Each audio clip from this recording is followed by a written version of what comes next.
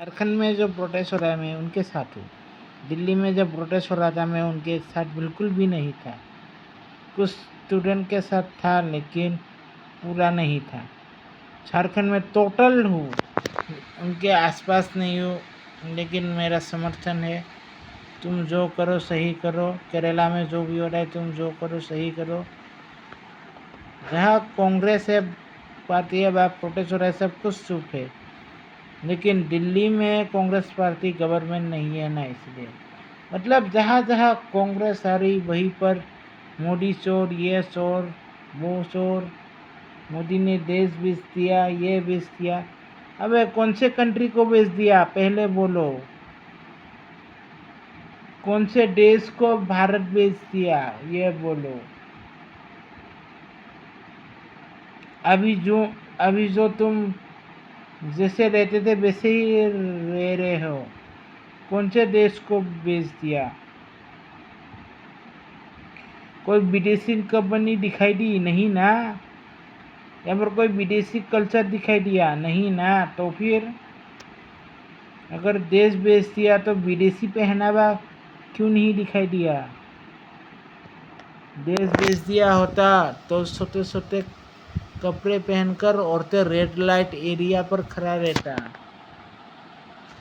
अगर देश बेच दिया होता तो बड़े बड़े मेट्रो वगैरह बन जाता, जो मंदिर है मस्जिद है वो टूट जाता। देश किसको बेच दिया पहले ये बताओ। कौन राजा जिंदा है अभी जो देश पर हमला करके कब्जा या फिर कब्जा कर लिया, ये तो बताओ। कौन है जो देश खरीद लिया वो बताओ। गांडू डल्ले राहुल गांधी, उसका पूरा खानदान मरवा ले था। राहुल खान पहले बताओ कौन सा देश बेच दिया। अबे राहुल खान बता किसे बेच दिया। अभी मैं भारतीय कल्चर को फॉलो कर रहा हूँ, उस पर कोई कन्वर्सेशन नहीं हुआ। बता किसे बेच दिया देश। चाइना, अमेरिका, अरब, किसे बेच दिया बता। किसे बेच दिया ये तो बता।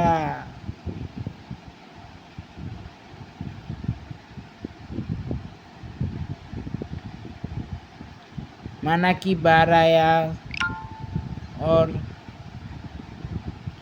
मैं सड़कें डूब गई, ये तो प्राकृतिक आपदा है। प्राकृतिक आपदा को इंसान की रोक तो नहीं सकता ना। हाँ, टाल जरूर सकता है, समाधान जरूर निकाल सकता है, लेकिन प्राकृतिक आपदा को कौन रोक सकता है।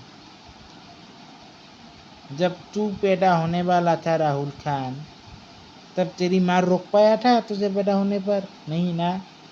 ये भी प्राकृतिक आपदा थी जब तू पैदा हुआ, ये भी प्राकृतिक आपदा है।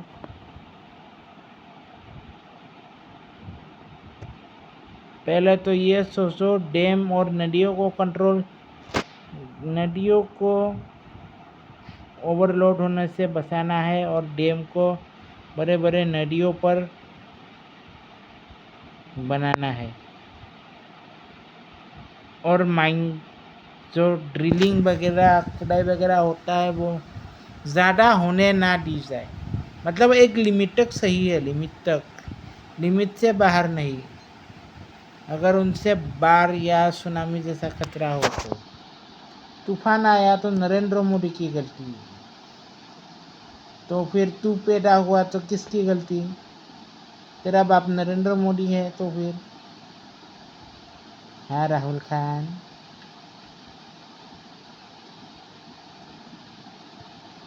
खुद लंदनों में पढ़ाई करके आया है और खुद का बर्थडे प्लेन में मनाता था, तो फिर चाय वाला प्रधानमंत्री बन गया। बना तो बना क्या हुआ, इसी देश का वो नागरिक है। तेरे जैसा बाहर से आने वाला नहीं है वो।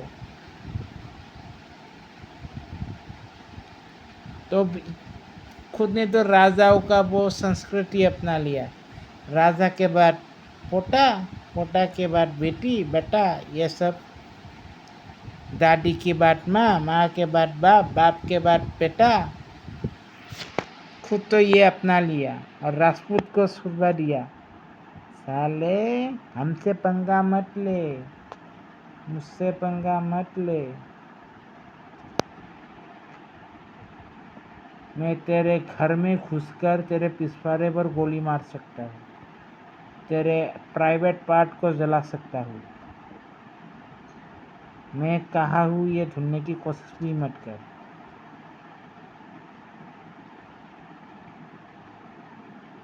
अभी तो बलूचिस्तान अलग हुआ है और तेरे पिछवाड़े के 2 टुकड़े कर सकता है।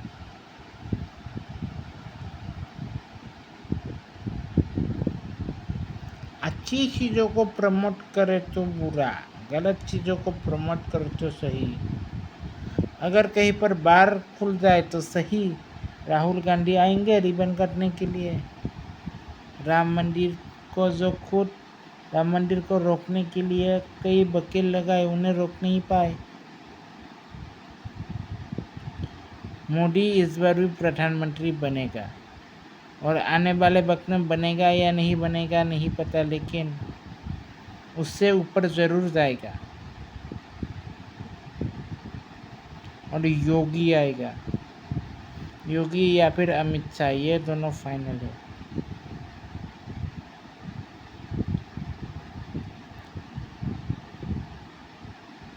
ये अमित शाह ने तो कमाल ही कर दिया यार। पहले शांत था, इस बार ऐसा जवाब दिया खुश।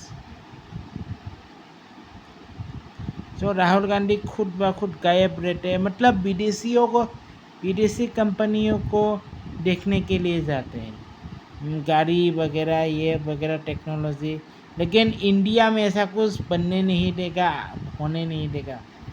क्यों? क्योंकि उनकी राजशाही नहीं चलेगी, उनकी दलाली नहीं चलेगी।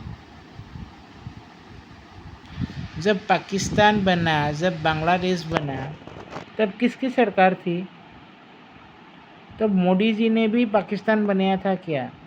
तब बांग्लादेश को भी मोदी जी ने बनाया था क्या? नहीं ना। तो फिर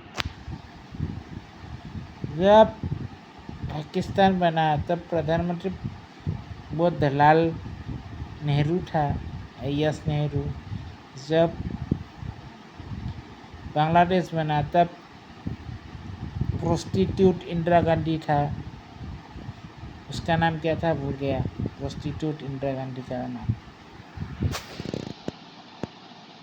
अब राहुल गांधी बन जाएगा तो देश के और टुकड़े होंगे। मतलब टुकड़े ही क्यों करना, ब्राह्मणवाद से आज़ादी। एक बार इस्लाम जाकर बलूचिस्तान में और अफ़गानिस्तान में जो कहते हैं ब्राह्मणवाद से लड़कियां आज़ादी दो, ये दो वो दो, हिंदूवाद से।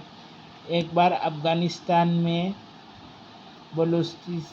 बलूचिस्तान में रहकर देखो, किसी उन लोगों से, अफ़गानिस्तान बलूचिस्तान से लड़कों से शादी करके देखो, वो तुम्हें कैसे रखते हैं।